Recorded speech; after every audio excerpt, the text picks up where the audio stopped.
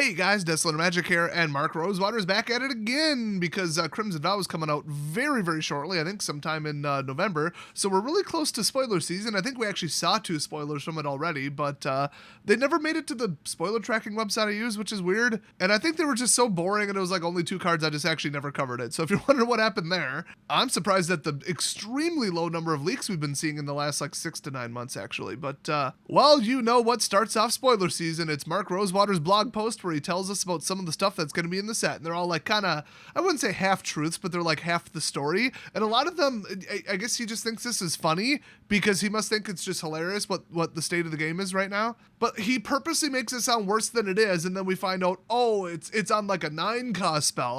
Okay, so take all these with a grain of salt, but that said, a lot of these that sound really bad are as bad or worse when we actually see the card. So let's jump right in. First up, the following counter types are going to be in the set: a bloodline counter, a croak counter, an invitation counter, a judgment counter, an omen counter, a slime counter, and a suspect counter. I'm gonna say suspect makes it sound like a murder mystery, like somebody sneaking into the wedding to, like, you know, sabotage it, or like, you know, is it an angry ex-lover, or is it just one of the humans who just got sick of vampires bullshit, which is literally every human on the entire plane. Put on a fake vampire outfit, sneak into the wedding, wreck up the place. The only good vampire is a dead vampire, and I already hate this set, unless at least 15 main character vampires die. Then I'll be like, okay, this is a good set. Anything less, and I'm gonna be just like, get these damn vampires out of here. I am so sick of the way they dress, they talk, they are. I hate everything about them. Anyway, this ain't a Crimson Vow review, but I am worried with all these different new counters, although I think some of them aren't new still. As soon as these collide with Eternal or Modern formats, with all the add a counter, every time you add a counter of any type, add another one, or, you know, remove a counter with a leech card, any of that stuff, you're going to be able to screw with all these cards so badly, they're probably going to have to ban half of them from Modern, but that's fine. I don't care about formats I don't play, so go for it. So next up, we're going to see a new mechanic that removes something never removed before.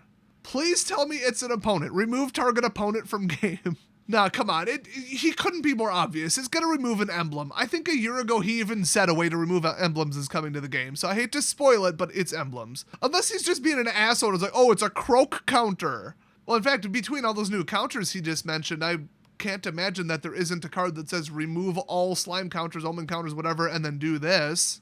So, I mean, he'd actually be wrong if that's not what he's referencing, but I assume it's also emblems. So next up, a popular and powerful creature card from an Innistrad set gets reprinted.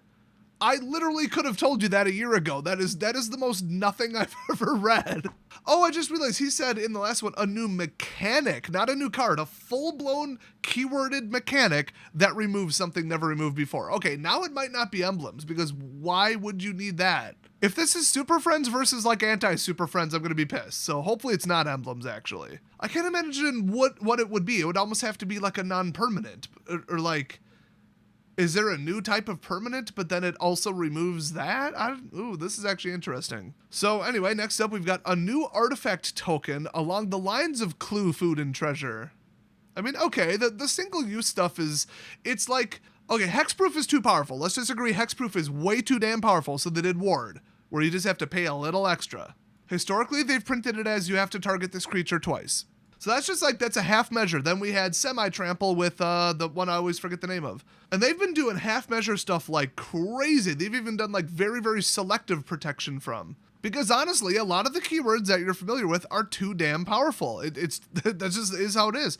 So food was like, you know, recurring repetitive life gain triggers, except you only can use it once. And then, you know, dropping in a land into play, well, you can't really undo that. And giving somebody too much mana too early is a big disaster. So then they went and did treasure.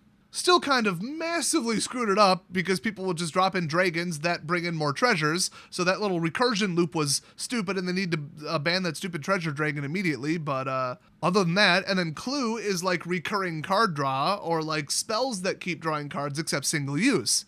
So I'm all about the single use stuff. And he said it's in the same lines of those, which means it pretty much has to be single use. So I'm all for it, whatever it is. I mean, don't get me wrong. They could still screw it up. They could screw up anything. It's Wizards. But I like these single-use throwaway half-measure stuff because you have to, like, tactically play it at the right time. So you have to actually be a talented, skilled player who can predict what your opponent's going to do. In other words, it's an anti-net decking measure. You have to actually know how to play the game, not just download a Magic deck off the internet and auto-win with it like a dumb chimpanzee. Yes, I'm talking about Goblin Rush. And those people still don't know how to mulligan, but still. Next up, we've got a card that makes Red Dragon Illusion creature tokens. Oh, I can't wait. With flying and haste. Whatever this is, it can go straight back to hell, and honestly, it's probably Sarkhan. Hopefully, he shows up to the wedding, tells everybody Sarkhan D's nuts, and then burns everyone into a fine vampire dust that you can use for alchemy in Skyrim. Anything giant, flying, dragon-related and in the air should not have haste. I'm sick of dragons with haste. I'm sick of dragons. I'm sick of treasure dragons. I'm sick of everything related to dragons. I don't want to see one more dragon in my fucking game. And if you don't share that opinion, then you clearly don't play Standard Constructed. Next up, we've got a mechanic that first appeared as a faction mechanic returns. I don't know what that is. I assume he means tribal without tribal, where it's like, oh, the Falcon Wrath cards. Which, I mean, yeah, we kind of assumed that. Next up, a new legendary creature card that combines two characters that previously each had their own legendary creature card. Oh yeah! Dragon Ball Z crossover, we're gonna see the fusion dance. I welcome our new Gotenks Overlord, leader of all future commander decks. Next up, a new card that lets you cast certain cards off the top of your library. Oh, because we need more of that bullshit. Have you seen my elf deck? You know, that works in perfect coordination with the fact that the shuffler is utterly broken rigged shit on Arena. If 1/3 of my deck is lands, how many elves do you think I should be able to pull off the top of my deck in a row? The answer is 2. But the actual answer, if you've seen my deck on live stream, is apparently 15. That's actually, I think, a 40% land deck, too, I'm running, so Next up, we've got a new mechanic, which is a mirror of an already existing mechanic. So, why bother? Well, he didn't say clones. What mirror means what? Mirror reflection? It's backwards? It does the opposite? I don't really know what he means by that, but okay. This sounds like 4 of these are just such a nothing burger. It's like, oh, you reprinted a character people wanted. Oh, really?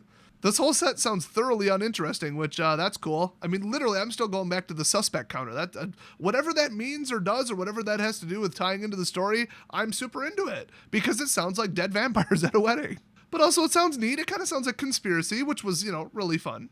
So next up, we're going to see a legendary character returns, but now as a vampire. Oh, that'll go over well, literally, no matter who it is. Let me guess, that douchebag from that vampire card where everybody looked at it and they're like, well, that's obviously shirtless femboy from what the f*** is anything named? The shirtless douche that ruined every format. Oko, that guy. He's on a card. He's named not Oko, but that's so clearly Oko.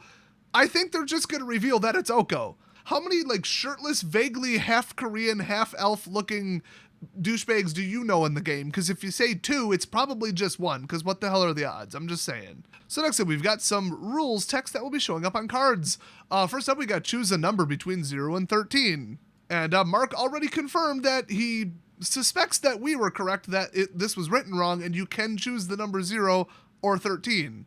But it says between. It should say between and inclusive of. So that'll be an Oracle update day 1.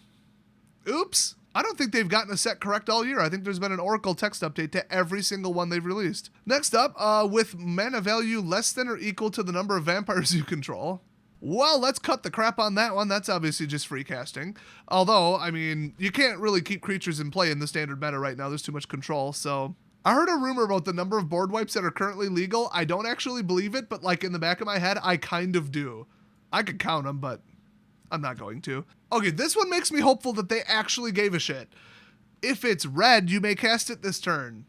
There you go. Finally, something color locked. Something that was supposed to be red, and they actually were like, maybe we should make sure it's red. Maybe we should make sure it's a red creature. Maybe we should make sure it's a red spell. In case somebody mixed these 2 things together and completely broke the fucking game. Because that's only happened 12 times in the last couple years. I mean, how many times during spoiler season have I said, why don't they say non-token creature? Why don't they say black creature? Why don't they at least limit you to going to go get a white creature instead of just anything? Why don't they just make it at least only white spells? Holy shit, you can cast anything off this. What if somebody put blue in there? So yes, finally, if it's red, you may cast it this turn. Well, I guess we've got one card that's written properly in this set. Congratulations. Next up, zombies you control have flying. Well, the game's f***ed now. Flying Decayed. That explains why nobody's playing Decayed right now, because it's shit, because it turns out you do need to block occasionally in the game of Magic the Gathering. But now they're flying, so you can just Suicide Blitz them just in the air, drop them out, run control, goodbye. A 2/2 on the ground was never getting through. Okay, that was never going to happen. Clearly, this is what was supposed to be with those cards in the first place. So just reading that line, I would buy up every single rare and mythic zombie enabler, zombie lord card, and zombie token generator in this entire last set, because that will be the number one deck. So that is utterly ridiculous. I mean, if it costs 7, okay, it's nothing, but it won't. Zombie cards are extremely cheap. Next up, we've got at the beginning of your upkeep, an opponent may sacrifice a creature. We already have like 3 cards that do that, so okay. Obviously, the rest of the text is if they don't. Next up, we've got Kraken, Leviathan, Octopus, or Serpent. The last time they did that, it was a while ago. That card was pretty f***ed up, but it was too expensive to actually reasonably play. But not in Eternal formats.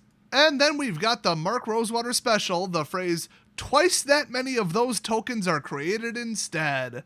Yeah, by those tokens, I mean zombies. I mean, what the hell else did you think it was? So that's more doubling shit, just broken, degenerate, doubling garbage, and honestly, the card doubling season, people still want that banned from every format. So, on the list of either things that have been banned in the past, or are a 7 or higher on the storm scale, or that everybody in the community universally hates, that's where Mark Rosewater goes shopping for new card ideas. In case you haven't noticed that over the last 3 years. So that's gonna be bullshit. Next up, we got whenever a human you control dies. Yes, don't piss off the humans. Humans better win, they better wipe out every single vampire on the plane, and that better be the ending, because I hate vampires. If you think vampires are cool, go marathon watch Twilight and then go to Hot Topic, you dumb 13-year-old. Oh, and your mom just told me you're out of guy liners, so you might want to go to the Maybelline store or whatever and get some more guy liner. Next up, we've got, then if you control exactly 13 permanents. As if we don't know the rest of the phrases, you win the game, Mark. F*** you. So that'll be a treat. Next up, we've got finally, here are some creature type lines in the set. And this is usually more telling than he wants it to be about the storyline, so I'm going to intuit a lot from this. We've got a creature, human ranger werewolf. Okay, I mean, I think met them in like the first 3 paragraphs of the storyline for the last set, but okay. This one's cool. Creature angel soldier. Yes, sick the angel soldiers on this wedding. Kill the vampires. Wipe them all out. Give them garlic-based cannons. You know, if you let garlic harden enough and treat it just right and compress it, you could probably form it into a steak. For that extra added power, in fact, that better be equipment. There better be a garlic pipe bomb placed in the wedding cake. Okay, anyway, we've also got zombie scorpion, because of course we do. Serpent egg, because hatching overpowered dragons over time by spamming spells wasn't good enough. Now we have to do serpents too, apparently. Eye horror, also known as anybody's house that they paint pink. Then we've got legendary creature human peasant. Hell to the yes. I'm on team human, even though I'm like halfway through chapter 5. I should really just read the rest of it. But I assume they win. I don't know. One card seems to indicate that Olivia interrupts the thing, but hopefully they kill her and she's not even alive for the next set. If you think you're going to be a real clever boy, posting spoilers in the comment section. First of all, I'm going to ban you, and secondly, I'm going to go finish that chapter before I even upload this, so suck it. Anyway, next up we've got legendary creature Spirit Warlock. That'll be kind of neat. Ghosts aren't typically in most universes supposed to be able to use magic. That's the point. They're dead. The living can only tap into mana, but, well, magic is the outlier on that one. Then we got a legendary creature Slug Horror. That'll be the slime counters. Ooh, clever boy. I put that one together. Then we're going to have legendary creature Kraken Horror. Gee, I wonder if that references the other one that has the serpent, kraken, squid, whatever the hell. But yeah, it's nice to see more horrors left over from the whole, you know, Emrakul thing, because, like, where are they at? We had, like, 2 of them in the entire set. And then legendary creature Vampire Noble, 2 new ones. Ooh, yeah, it's probably like distant cousins that you invited to the wedding. Or maybe they're flip cards and then they flip from human to fake vampire in disguise and they're there to detonate a garlic bomb that kills everyone. Seriously, if they don't end the vampires, I'm going to be pissed. Anything short of that, I am going to be unhappy. So the previews start in 3 days on the 28th at 9 a.m. on Who Gives a Shit. You know where they are. Just come to my channel, go to mythicspoiler.com instead. It has 1 trillion% less cringe than their stupid Twitch channel. And 1 billion% less old people pretending they still give a shit about any of this. When I don't give a shit, I tell you up front, damn it. I should rename this Honest MTG. But no, I named it after my username that I chose when I was 13 and we got dial-up. Like a true internet Chad, like an OG, I'd like to say millennial, but I was born in 87 and I remember when my first friend got dial-up when I was in middle school. The TV my parents had in the basement, we had to like go clunk, clunk, clunk and change the channel. It only went up to like 13. I do not identify as a millennial. That name is a complete misnomer. Anyway, for those of you who stayed to the end and aren't as old as me, Red Alert 2, whenever the hell that came out, probably 1998 or 99. Yep, the Iraqi special unit was called the Desolator, and I thought he was just the coolest dude ever. So everything in my entire life is named after that ever since. And thus explains the origin of my channel. So anyway, thanks for watching everybody, can't wait for the spoilers, and I'll see you guys next time.